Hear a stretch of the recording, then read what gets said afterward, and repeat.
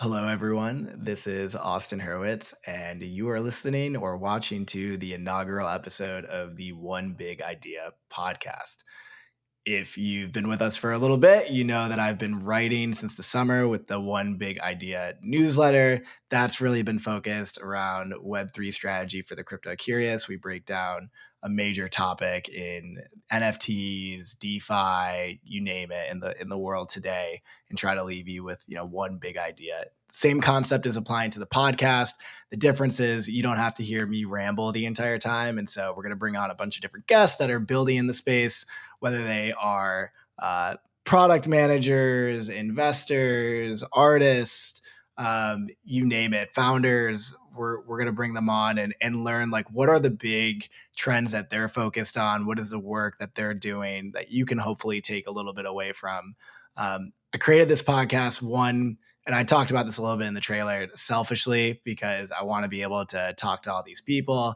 And two, I wanted to bring a little bit of levity and fun into what can be a little bit dry on some of these podcasts. So keep me honest.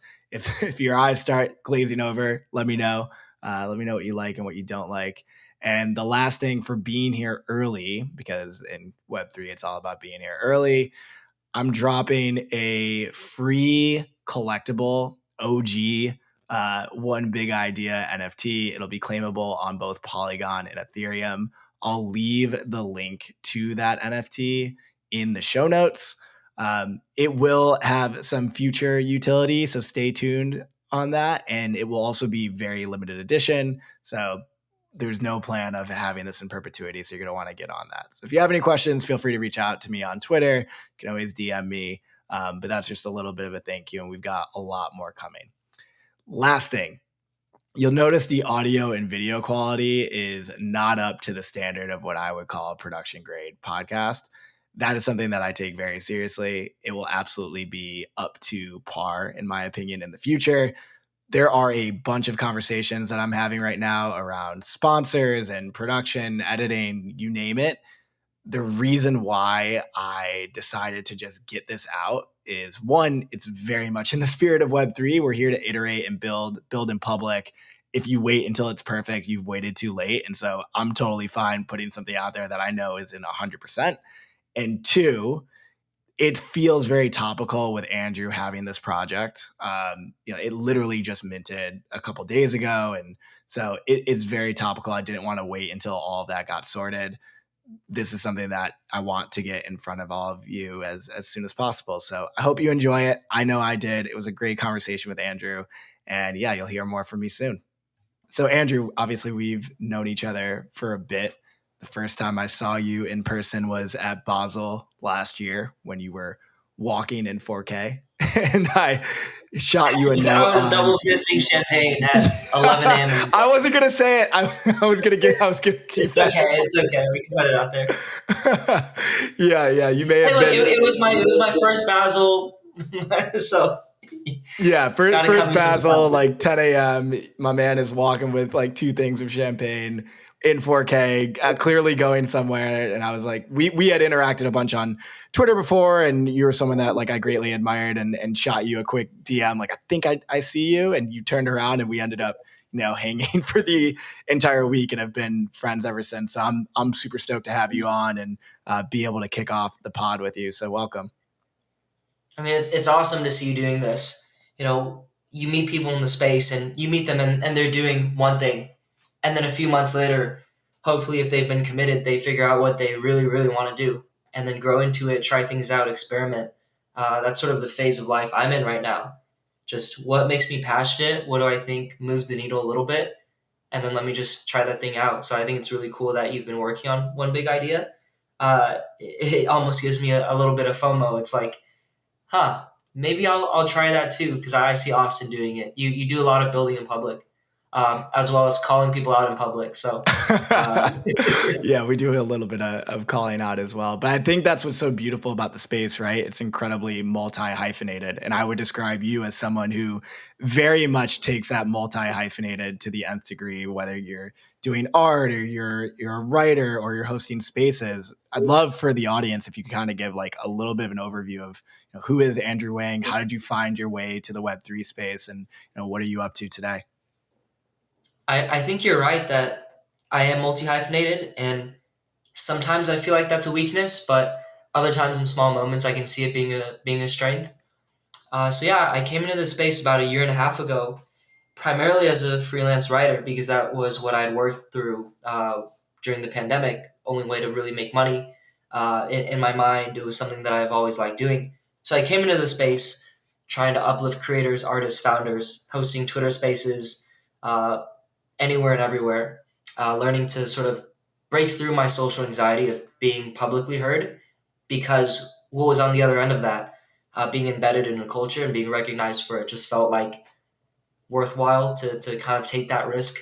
And since then I've played around with everything from trying to build use cases for charity to more recently starting a project and launching a fun little social experiment for cheap, um, to going back to hosting Twitter Spaces and doing it in a different way, all the way to trying to make investments in Web3 companies, trying to make investments outside of Web3, trying to dive deep and be an intellectual, but sometimes just wait around and be a complete degenerate. So I think that's where the multi hyphenate comes from. It would be like journalist, host, artist, creative, degenerate, friend. Yeah. So And I think that's what what's I'm trying beautiful to get about at. it too is like it changes, like it's so fluid, right? I think our mutual friend Toby has said like, I'm a man and I have contradictions. Like he was quoting like I contradict myself, like the Walt Whitman quote. But this idea of like who you are every day can change on like what your interests and passions are and what's needed. And so like sometimes you're gonna do a bunch of spaces. Sometimes you're gonna, dive in and build and be an artist and create. And so it's not this like single uniform thing. And we're gonna get to devotion, but I definitely want to spend a decent amount of time of like how you got there. But I'd love to know, what was your entry into Web3, and then why are you sticking around? Because right now is not the easiest time, just broadly, right? There's a bunch of macro conditions and every industry that are being impacted, but I think particularly in Web3, we're certainly in the doldrums. And if you're here, like there has to be a purpose that isn't centered in financial gain. I think those tourists left, with the bull market. So yeah, why did you join, and why are you here today? Yeah, well, first thing I want to say is I think I got into the space almost out of necessity, which is kind of interesting. I think we always talk about people getting into this space out of opportunity, but I really think this space has legs when people can get into it out of necessity, because I think there's a certain kind of meaning there. I mean, look, uh, the financial incentives and what I was working before, it wasn't like, oh, here's a way to make more money. It was like, this just isn't working for me, right? Working as a freelance writer, making basically minimum wage, not even doing all this work, pitching, not having many connections in the writing world, having been the first in my family to go to college and feeling a little bit of an outsider that way. I was working in an industry where I wasn't very happy and also wasn't making very much money at all. And on top of that, I had a really bad concussion playing pickup basketball. They made me guard a guy who was 6'9". I'm like a You foot are not shorter than six that. nine. Yeah. I'm not 6'9". I'm not, I can stand upright. I'm not. I don't have to. I'm not 6'9". And they're like, "Oh, put Andrew in this guy because he's got the dog in him." I was like, "You can't just say he has the dog in him, so to make him do all this bullshit." But I had a really bad head injury. I was, healing from a concussion is tough. Yeah. Probably one of the most depressing points of my life, where you wake up every day and like it doesn't get better, and you have this like complete brain fog, and you can't think or do anything. And so, I kind of got into NFTs that way. I would sort of peek through a blanket, and that was when NFTs were starting to get a little big last year. So I had heard about them, and I was like, okay, I don't really know what this is, but look, I know what it's like to collect things. I know what it's like to enjoy art. Let me get into it. And then it was sort of full steam ahead because it was the only thing for me to do. I think I am a little bit obsessive, where if I can see something new and build a narrative around that, like, hey, this is the future, this is culture, brands, fashion, experiences. Um, I'll just go all in. And sometimes I do that to a fault. And what I'm trying to do is to be more thoughtful about that. But that's what I mean when I got in from necessity. As for why I'm here still, part of it is I think I can't underemphasize that just being in the space itself and being full time with your time and attention, like that's a risk as well. Had I not gone into NFTs, I probably would have reapplied to grad school and I would be on my way to being a professor right now. And instead, I'm doing what feels on some days the exact opposite, on other days, when it's productive, maybe a little bit similar. But it's like, this is part of the path that I've chosen to take. And I don't think I've taken it to the end yet. Even if I've made a lot of money in this space, which I don't think I have. Um, I don't think it's tough to tell now. I don't think anyone, like, if you're looking at current portfolio value, it's like the worst when I'm forced to look at what my portfolio value is. By Blur just did their airdrop today, the day that we're recording. I'm like, oh, that unrealized loss looks terrible. So. Right. I'm looking at that as well, and it's extremely painful. And there was a time when you could look at like the unrealized losses or gains and be like, oh, but you know, they're pricing all my doodles at the floor. Yes, exactly. And I have the one with the fire, and it's aesthetic because it has the blue background with the blue hair. And now nobody gives a shit about that. The floor is the floor. So maybe we'll talk about that as well. But it's like, damn, maybe Blur is right. And you know, full disclosure, you know, I am a small little baby investor in Blur. So hope that goes well. That's part of what I'm learning being in the space too, kind of expanding myself. But I think that the biggest thing that's kept me in the space, honestly, is it makes the world feel smaller. Gosh, you know, being in Web2, seeing brands do things, Yeah. people with lots of money do things. I feel so much like a consumer who can either say yes or no to something that's been already built and presented to me. At least here, I feel like I still get to be in the driver's seat, or at least in the car itself, and be privy to new things that are being built, whether or not they're profitable, whether or not they're going to be successful, to just be surrounded by innovation. The world doesn't feel so big and unattainable and untouchable anymore, right? Behind everything, there's people, there's organizations, there's innovations, there's mistakes, and you know, in a bear market especially, you get to kind of like open the veil a little bit more and see that process. And to me, it just it keeps my world interesting. And plus, you know, all my friends are here anyways. And so it's like it's the social fabric of my life now. So that's probably why I'm still here too. Yeah, 100%, and I echo a lot of those sentiments. I would want to pull the thread on this idea of transitioning from consumer to creator, or from consumer to active participant. In what ways you've felt that? Like, how has your relationship changed with the communities, or rather, like audiences to communities, and how that has changed your perception of what your relationship is with these brands and products that are being built in the space right now?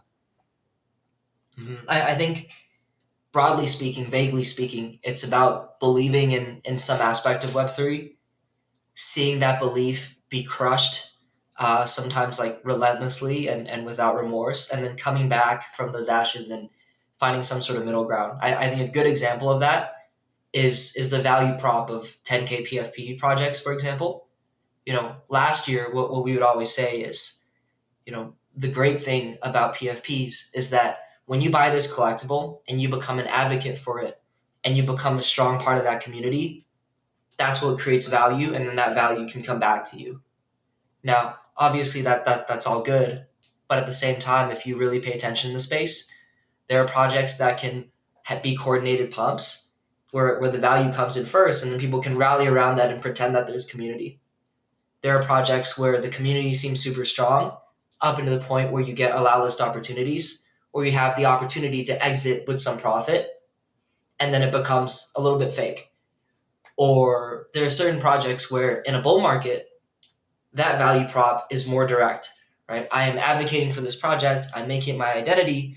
I might even be going so far as to build interesting derivatives, or building a podcast around it, or building more content around it, or participating in IRL things. educating others about it, and that would create value. But then in a bear market where we've reached these huge highs and then things come crashing down, it's almost like, what does it mean if you've been a huge part of the community and you wrote it on the way up, which was in part your doing, but then you also wrote it on the way down, which wasn't all in part like you funding the project or no longer being a part of it. It's this weird feeling of like, well, where does that leave me?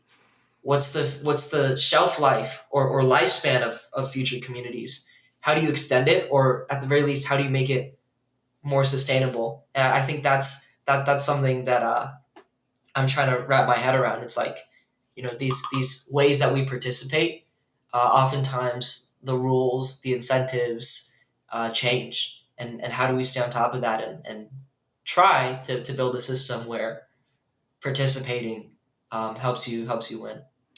Yeah, it's an interesting point in time where I think that thesis of participation in a NFT community in particular will indirectly have value accrual back to holders. By and large, I think we've seen that thesis fail in a lot of places, and obviously, like, everyone is down right now, but you're seeing even the tenor of conversation of, for example, NFT brands taking VC money has completely shifted. When it was the bull market and you were seeing VC money come in, it was viewed as a signal, right? It was, wow, all this money is coming into the space, all this interest is coming into the space, that is going to impact me as a holder. And when the floor value is going up, you view them as correlated. What's happening now, even you look at the Doodles raise announcement, the Proof raise announcement. This is actually a question that I got to ask Kevin Rose a couple of weeks ago, was how have you viewed the tenor changing in that sense? And it has. It's like, oh, well, that's not going to impact me. I hear a lot of conversation of, oh, this is going to impact the brand and the equity of the brand. But I think there was like a real stark lesson for a lot of people that as a holder, you do not own equity in a company. And so what is good for the company is not necessarily good for you. And a community that is held together by financial ties is not a community at all. It's an investment club. And so a lot of those, what you thought were really strong bonds, are not there anymore. And what we have like our group chats. I think it's really fascinating to see the like diaspora, if you will, the diaspora of people out of these discords. Like, why am I spending my time here? What I really found to be valuable was the relationships. Like, that's the community, not the relationship to the NFT project. And so I do wonder, for these long-term brands, how they think about real community, real long-lasting loyalty and impact when the key thesis has effectively been like proven to be incorrect. Mm-hmm. It's a hard question. I wish I could figure that out. If I could figure it out, maybe that's a sign to do a project of that nature. And I haven't gotten there with anything I've ever launched. But one of the terms we kind of use in our friend circles is like community evangelism. How do you reward evangelists, people who really care? And you see projects starting to do that more. I mean, 10KTF is one of those where you have to participate to unlock future things. You can't just be a holder; you have to be active. I know. I think Azuki has a collector's profile now. Moonbirds will give you stamps for going to events. Different projects are doing different things, and I still feel like I haven't seen anything that fully solves that question. Um, Maybe it's just a fundamental reality of the space where, like you said, these investment clubs might not be the best format for relationships as a whole. I mean, even thinking about some of the group chats that we're in together, I think some of them have held up pretty well. The Basel one has held up pretty well because we just got together to party and hang out and talk and go swimming, and like that was how it was conceived, which is maybe what made it more durable to market conditions. But at the same time, in a bear market, people are chatting less. I remember we had that thing going for like 4 or 5 months where people would talk every day after Basel. But that also kind of coincides with the bear market hitting. And I'm sure that if we could all get together at a bar, we would all hang out like friends. But it still is a tough time. We're all kind of trying to figure out our identity. It is a bit of a crisis Yeah. at the community level, at the individual level, And I think that's the I totally. danger of people who identified as their PFPs to begin with. We have a mutual friend, LDF, who very poignantly during the bull market was saying that your PFP is not your identity. And she was absolutely right. Like a lot of people put it on a pedestal and identified as their PFP. And I do think that it can be a characteristic and it can be an attribute of who you are. And like belonging to a community is part of who you are. But when it makes up your entire identity, like you're right, it can become a crisis. I do think, and we'll shift into devotion in this part, because what I think is really great about the bear market is I've seen more and more people who were in like the winter of 2021 or summer of 2021 engaging in these NFT communities and, riding them to all-time highs. Now that they can't rely on that generational wealth, they're going out and they're building their own things. They're striking out on their own. They're getting in after projects. Like they're wanting something for their own. I think in part because they've recognized they can't rely on these externalities they have no control over. And so, with that, I'd love to talk about your journey to devotion. You just did your first project drop this week, which congratulations. It was really exciting to see it go live on Twitter, and it was like a stealth drop through the contract. And I don't want to give too much of it away, but I would love for you to kind of walk through, what the thought process was around it, how it differs from a lot of brand projects, because I very much view this as performative art. And yeah, we can take it from there. Yeah, I think what was the biggest takeaway from doing this? The project is called Splat by Devotion, and it's commentary inspired by what happened on Friday at the National Gallery in London when protesters went into the museum and spilled tomato soup all over Van Gogh's sunflowers as a protest about climate change, about oil and fossil fuels. And this moment when it happened, it really struck me because I immediately saw the connections to Web3, right? What does performance art look like in Web3? Everybody joking about how this could never happen to NFTs. Well, maybe it could. Maybe there's a world in which it could. And, crypto people, like, we don't like being told that something's not possible. Even if it is impossible, that's kind of like the irony of it. Like, you can't steal an NFT. Well, you can, but that's a different kind of project we're talking about. And honestly, if I had the tech to steal any NFT just by pointing at it, I would not be on this podcast. I would be doing other things and moving to a faraway country with every single NFT in existence. But just kidding. It was about seeing something happen in the world.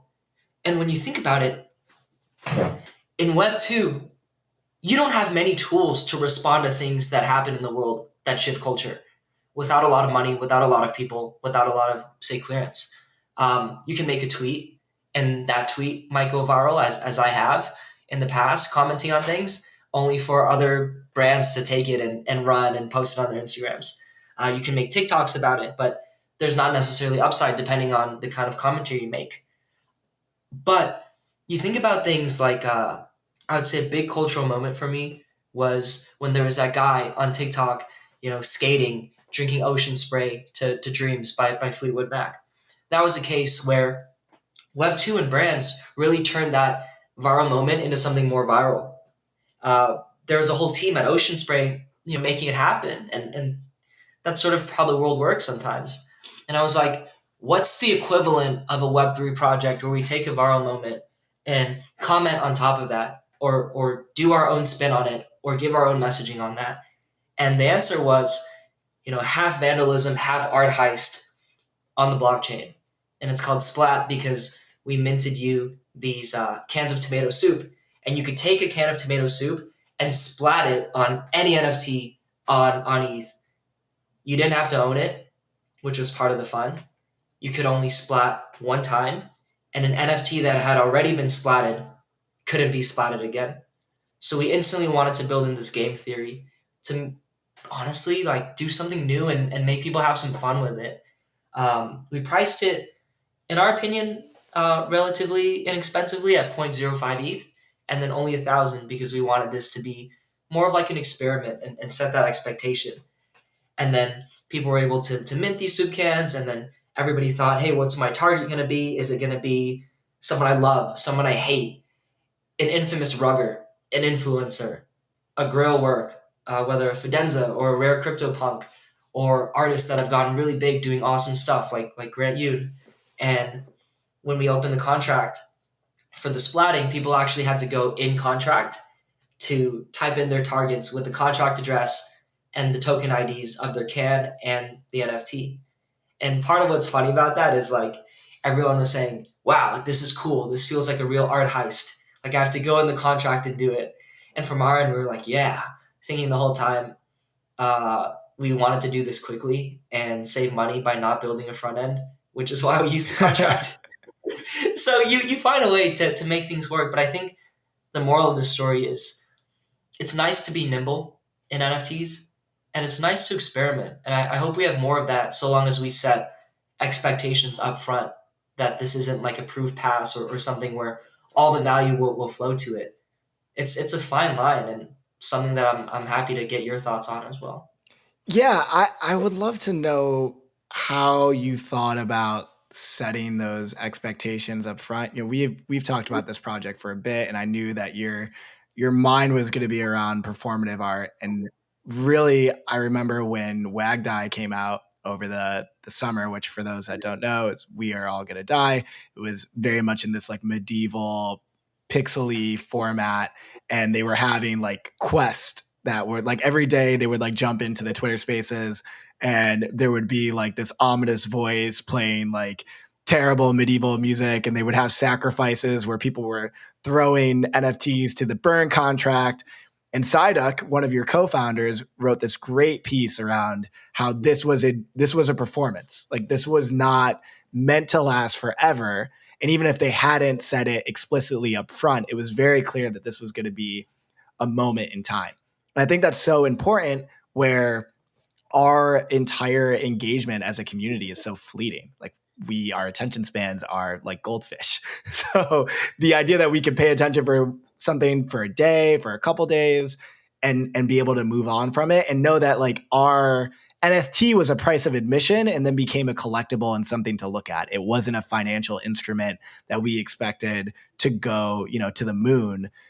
I think is a beautiful additional layer and an element for NFTs. But I am curious how you thought you managed expectations up front and what the response has been, as you put out a thread today that kind of illustrated what the thinking was behind it and where it goes from here. Yeah, you know, I think how we tried to do that was in the economics of it first and foremost.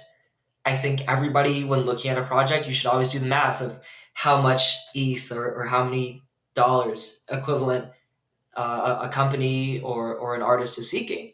I mean, just do the math. Number of tokens times the mint price. For us, it was 0.05 times 1,000. And then factoring how there was zero holdback for the team. I think like immediately from there, there's a kind of performance aspect of it, getting something out for relatively cheap, the price of a video game, essentially. And then to have people come in and have this experience. I, spoke a bunch of times on Spaces. I said, hey guys, this is an experiment. I'm not trying to make this into a proof pass. The fun should be in the innovation and what you can do with it. Splat your friend for the cost of a video game. Please don't speculate on it too much. And it's hard to push away speculators because this is a space built on speculation. But I think it's also important for founders who want to do these little things to remember that founders and creators and artists are not insurance for gamblers. It's also a really key thing. I hope I was able to key in on. Like, I want to do something fun. I want to make somebody happy. And if people want to sweep these things and then list a bunch for hire and make profit, can't stop it because it's decentralized. But I think so much of running a project is also having a culture. And to me, 1,000 people is easier to create a culture around in a short amount of time than say 10,000, because 10,000 can sort of get away from you. And we've seen 10,000 get away from founders of all projects. There's not a single project, in my opinion, that's been able to really properly rein in 10,000 people. It's tough to think about. 10,000 is half the max capacity of Madison Square Garden. So is that a lot or a little? Because if I go to a Knicks game at MSG and it's at max capacity 20K, let's say from my field of view I can see about half of everybody in the stadium. That is a lot of people. At least for me sitting in the stadium. But then obviously if you compare MSG with all the cars and all the people crossing streets in New York, all the people in their little apartments, it is very much a minuscule number. But I think part of it was just trying to rein in the culture. I spent 10 hours on Spaces, wrote multiple threads, shared all my thoughts about the project. And the hope is that those 1,000, max 1,000 holders can sort of see that and be able to make that decision. Responsibility is definitely a gray area, but I always appreciate intention. And I think we should evaluate projects on a one-to-one, like case-by-case basis. Maybe the next project I do is an experiment, but if there's bigger supply or if I'm asking for more, then definitely hold me responsible for what that suggests. But I think we need to be like, pretty discerning about that.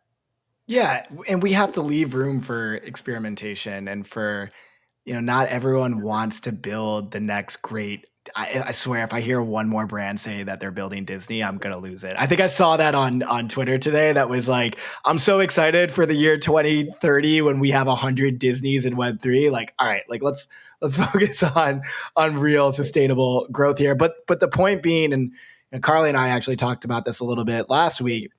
We have to allow for experimentation. We have to allow for room for failure. We have to, if we're going to push the space forward, no one wants an ice cream store where all the flavors are vanilla. Like we fail as a community if we get a bunch of yuga derivatives. Like that playbook just doesn't work, and quite frankly is a little bit extractive in terms of just continually pumping out supply and really having consumers. And that's not to say they don't support holders. Just broadly speaking, I think we need to try a bunch of different things. I think we need to allow for, like, in the same way that you would pay to go, like, buy a video game, you said, or go to a sporting event, like go to the Knicks. That was the cost of admission. And cool, now it's like a memento. And the amazing part about it is, unlike going to that Knicks game, or unlike, a little bit like a video game, you could do something with it later. You're not beholden to it. And I want to be very clear that Andrew is not committing to doing anything with that NFT later, but it now is a digital breadcrumb. It is something that years from now could hold value in a variety of different ways, just by the nature of it being composable with everything else on chain. So I wonder how you think about that as, you continue to think through the development of all these different experiments that you want to do. Where is your head at with, like, leaving this as a self-contained piece versus building out like an interconnected web of projects? I hope that more people find new ways to think about all the NFTs that they own and what they enable. I think the most direct example of what an NFT enables is the formal utility. If there's an airdrop, et cetera, like sure. But I think that's a little bit reductive of what NFTs enable, versus like saying like what NFTs give me. Because when it's like what an NFT gives me, we might say what's the token, what's the thing that I get, what's the allow list. But I think a simple example is what emotions does this enable? What does this let me do? How can this inspire me? And another thing I really like to think about is network effects. NFTs are an amazing place for network effects to take hold. I mean, look at Blur launching today. Yeah. Again, don't want to pump it too much because I'm a small investor in it, but they had this airdrop where you could claim these boxes and open it like a gambler. Is it uncommon, rare, legendary? But you had to list an NFT on Blur. And so that was a really good way to bootstrap network effects, because all of a sudden everybody's listing because they want to claim what is, I believe, a token in the future. So all of a sudden everybody's saying like, hey, have you heard of Blur? Like go and list your NFT. List a random NFT so you can claim these things. And then all of a sudden all this attention is coming in. That's an example of network effects, like really formally incentivized. I think for something like Splat, think about it as like a real life food fight. if we were sitting in a cafeteria together in middle school and I just threw a tomato at your head, you would probably fight me. And then we would like square up, and then people would start recording and shouting "World Star." But that's a kind of network effect, right? We're like getting everybody in the cafeteria involved. We're providing some great YouTube content. Only one of us is going to emerge out of the tomato sauce. But I think like a project like this, it's like, what does it mean if you splat your friend's favorite PFP? Does that enable something new because of the response? What if you splat someone you hate, or an infamous Ruggers PFP? One of my favorite things, there are two really great moments I saw yesterday where I splatted Beeple's Everydays the first 5,000 days because it's the most expensive NFT ever sold.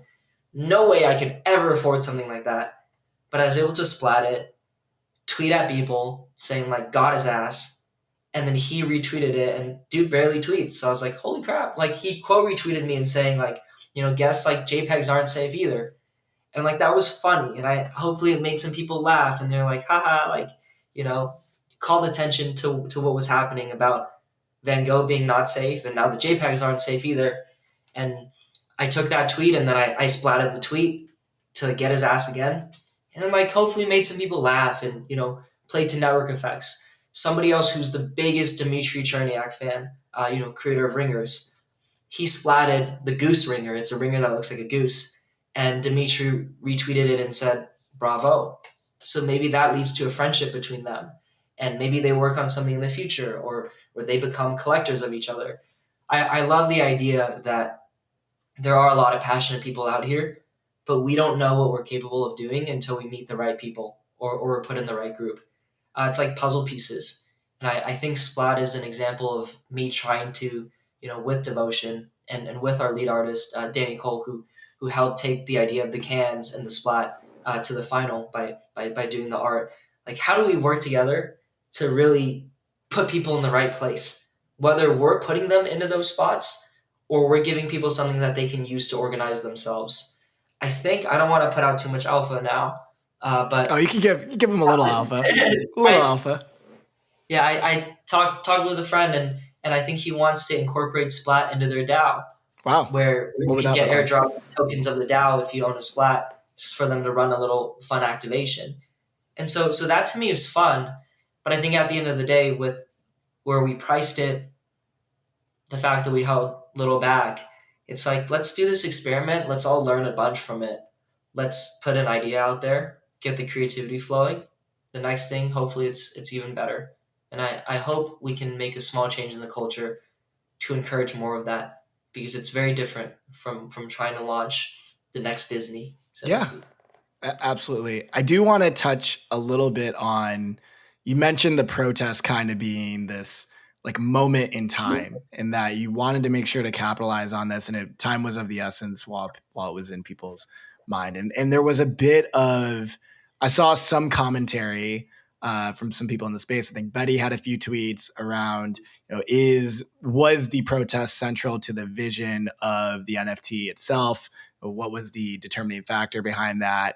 And largely, like, were we support, or was Devotion supportive of the protest? And just to recap for people that don't know, a few individuals went into a museum and splatted, if you will, through it was tomato sauce on a Van Gogh sunflower as a way of protesting. The focus needs to be not on necessarily like the preservation of the arts, but more on climate change, and that we need to focus on climate change. Do I have that correct? Yeah, I'd say that's a strong way to explain it. I you know, this was something that happened and then made worldwide headlines. And so commentaries coming in from every angle, from people who applauded them for civil disobedience, and that was the term they liked to use. Others called them vandals and criminals. Some said, "What did Van Gogh have to do with oil? I mean, it's an oil painting, I guess." But that was one of the potential critiques of it as well. For us, um, I think that when you make art, it doesn't always have to have an activism component. I think it's about the way you interpret something. And for us, we wanted the activist component to be in the economics of it, instead of in the way that it could be done, because we're trying to do so many different things at once, trying to build a smart contract that has some innovations to let you splat NFTs you don't own, um, to telling a story about committing an art heist, or vandalism, or as we like to call it, permissionless collaboration on the blockchain. Um, that is like the main effect that we wanted to reach with Splat. But with that said, I personally, I still don't know if I fully agree with splatting a Van Gogh, and maybe that's me being an art snob, and it's like, Andrew, you don't need to die on this hill. I think I'm more just like, what necessarily is the meaning of that? But at the very least, I can look at this and say, I respect I respect people who try to raise awareness about climate change. It's also important to me. I've personally donated to climate change in the past, and we've set aside money from the mint to donate to climate action organizations that accept crypto.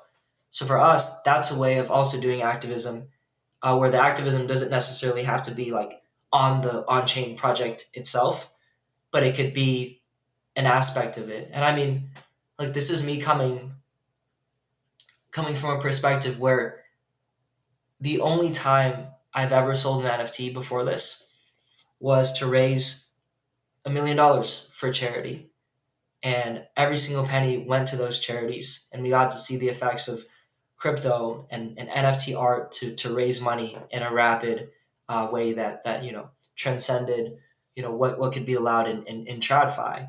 And like, I lost money on that because I was deploying contracts sometimes and thanking certain people who have helped. Like, that's money. And for me, it's like, I care a lot about crypto for good, but it doesn't mean that every project has to center that. And I wish I had seen Betty's tweet, because I saw a bit that she didn't like something about Splat, but she had deleted a previous tweet, so it was a bit hard to engage. But I'm always open to that. But that's sort of where I'm coming from. Yeah, understood. And Betty is someone I have a tremendous amount of respect for, and I think that it Absolutely. is. She always puts her points very eloquently. I do think that there is a discussion around the art itself, like the protest as a vehicle for discussion, can be separated from the ethics of vandalism. That's kind of like where I stand with it. Not to go like too deep into it, but I don't necessarily agree with the idea that we should remove support from the arts to then go focus on climate change. I think there are, like, if you want to come after oil companies, like, go after oil companies. But there, historically throughout time, I think what has been really dangerous is that when you have like regime takeovers, the first thing that they do is go after culture, right? Like, they burn books, they burn art, like, they take your soul. And so that is always something that, like, I have always been very, very cautious of. Now, with that being said, as the fact that we're talking about it clearly shows that it had an impact in that. And so, like, you have to tip your cap to them. And also, like, I removed that separate from the fact of like capitalizing on the moment as an NFT and having it be, again, like, prolonging the discussion and showing how things could go from like the physical to the digital. And I saw a tweet from someone that said, now imagine when it starts in the digital world and moves to the physical, we're not that far away from it. But using that as a vehicle to actually release new tech and new ways of collaboration is something that I'm very, very bullish on. So I do want to commend you for that. Yeah, it's almost like all the, again, network effects and all the unexpected ways that things can go back to things. It's interesting because it's like, this was a moment that for them was about activism, and not everybody read it that way. And then for us, it was, the explicit part is that we are making a donation to climate action. Mm-hmm. But the main thing is building out this tech, making somebody happy, making NFTs fun, showing people that, like, here's what splatting on the blockchain would look like, as an ironic point, that it's both possible and not possible because it's an NFT. And it's like, everything from, man, this is an NFT that can't be formally splatted and like unusable or like broken or stolen, but also the fact that NFTs can never gain a patina, can never break down, can never crumple up, can never lose its color. And maybe people also work around that and think of what it's like to build an NFT that can get a patina over time, like with AI or something. And it's like thinking about all these things, but then maybe whatever we did makes other people think back to what the protesters did. And if that's the way they want to take it, then do it in a permissionless way, because it's not for me to say how you should process it. I think at the core of it, just wanted to make people think, because that moment made me think. And I don't know, maybe that's art, maybe not, but at the very least, we tried not to make it a cash grab. So, I don't think anyone can accuse you of this being a cash grab. There was very much the chatter as people were minting from the contract was, to your point, doing the math and saying like, wow, they definitely did this the right way. Very minimal, like very low price point, given where we are in the market right now, incredibly limited supply. You think about the amount of work that would just go into making something like this happen with the idea of splatting and the time and effort. I would love for you to talk a bit about that. Like what did this process look like from beginning to end, and maybe use that as a vehicle to talk about Devotion overall and your co-founders and how you guys came together. absolutely. So obviously we couldn't have been working on this over the last 2 to 3 months since we announced Devotion, because that would be some crazy Illuminati stuff if like we had been doing this before the protesters happened.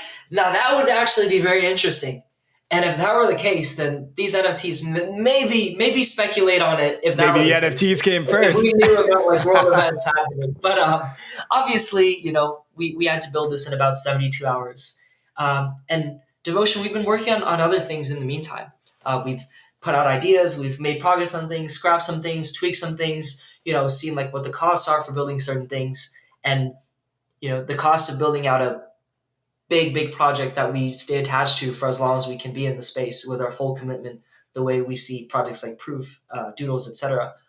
That's very different than this project. This is one of those cases where we had spent all this time in a creative zone that when the moment happened, I was like, whoa, like guys, like quick huddle, like this could be a thing. And this could be exciting, and this could be interesting and new. And then Backseats Our Dev gives an idea of like, oh, this is what could happen on the smart contract level.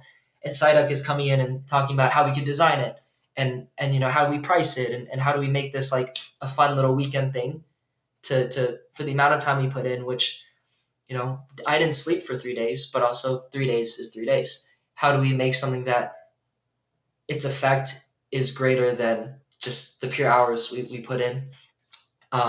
And then from there, we imagined the soup cans, we imagined the splatting, we imagined how it would work on the contract level. And then I drew these tomato soup cans, and they're pretty garbage. So I called up Danny Cole and I said, hey, Danny, like, we're friends. We've done stuff before in the past. Can you help me take these to final and make it, with you, kind of leading the vision on what they look like. And then they turned out great. So boom, like got the art, and then worked on the contract. Some issues with OpenSea, some issues with testnet. You get a few delays. You think something can be built fast, and you think, hey, we could launch this tonight. And then one little thing goes wrong, and it's like, oh my gosh, well, we just lost another 24 hours. But that was kind of the contradiction, because if you're building a big project, you want to take that time, do tons and tons of testing, make sure everything is flawless. But we were against the clock here, so it was almost like trying to be perfect while also trying to be very fast. And then it was like, all right, let me write out a little monologue for Twitter Spaces about how to excite people. Let me make some memes from this. There's like a chonky tomato soup can. Let me think about like who we're going to target for an interesting effect. And like, I don't know, like I just saw something on my phone, glanced over it, that Pac followed me back.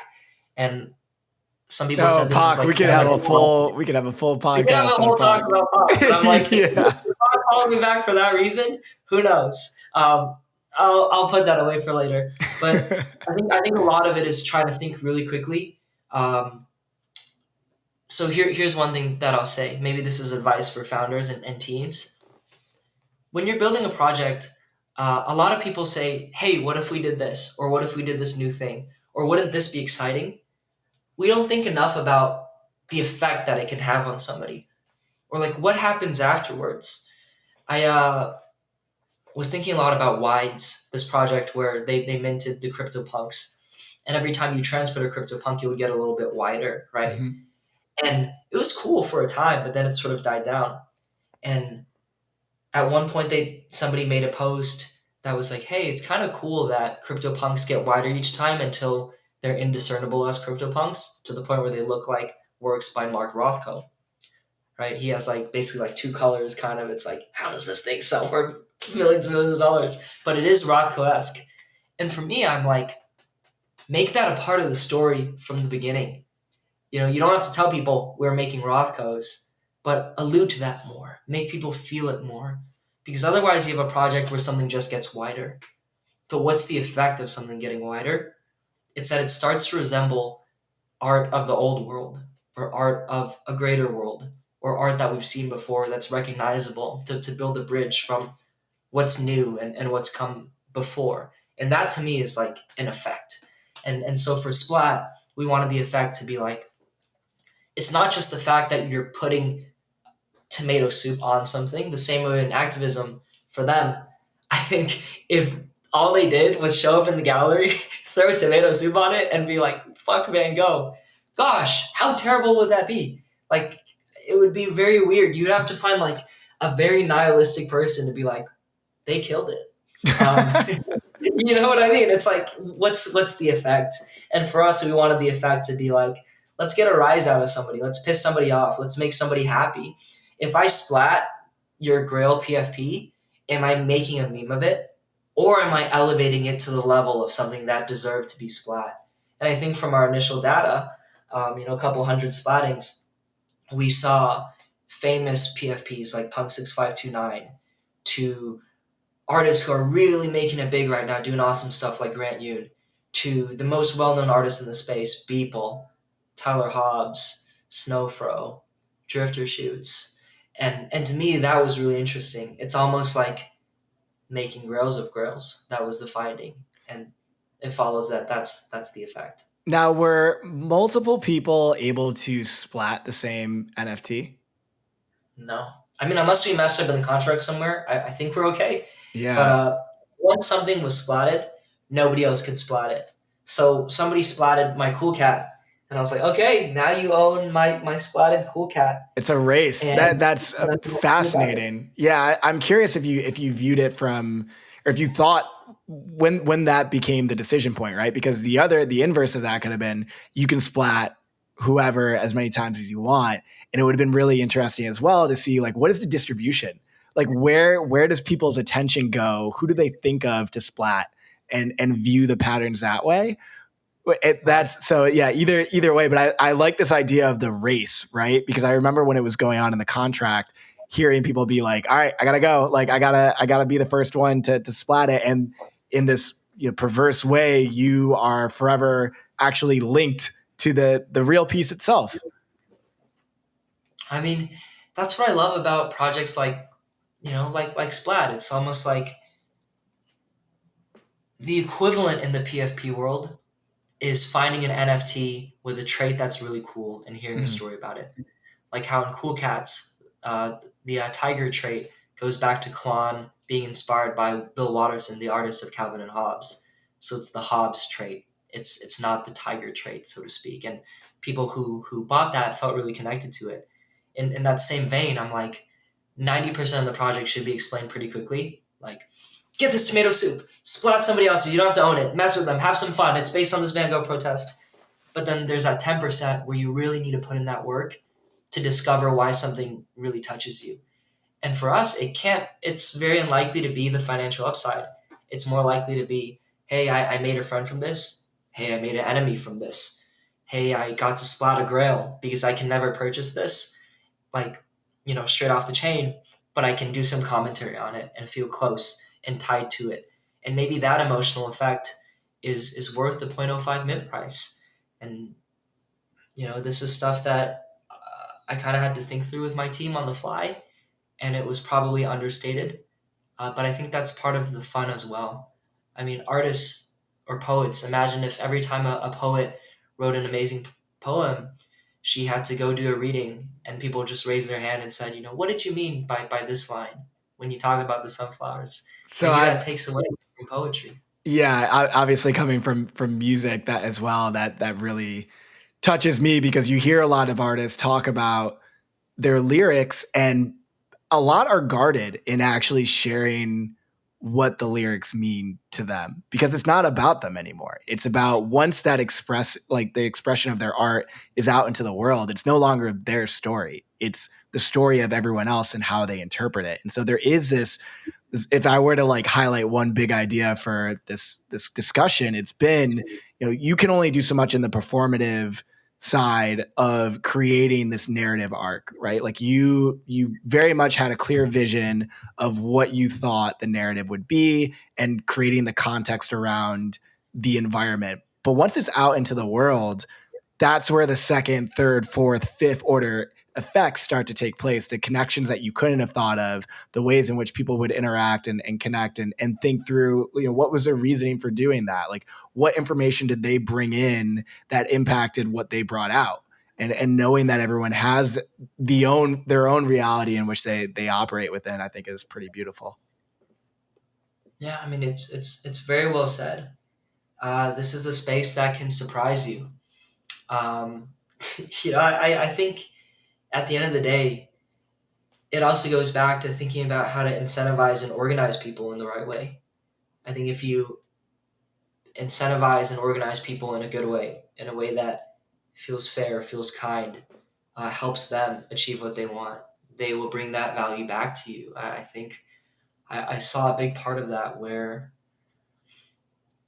I started checking my notifications and some people said, just another influencer selling some trash art or trash project built in 3 days to make some more money off of us regular people.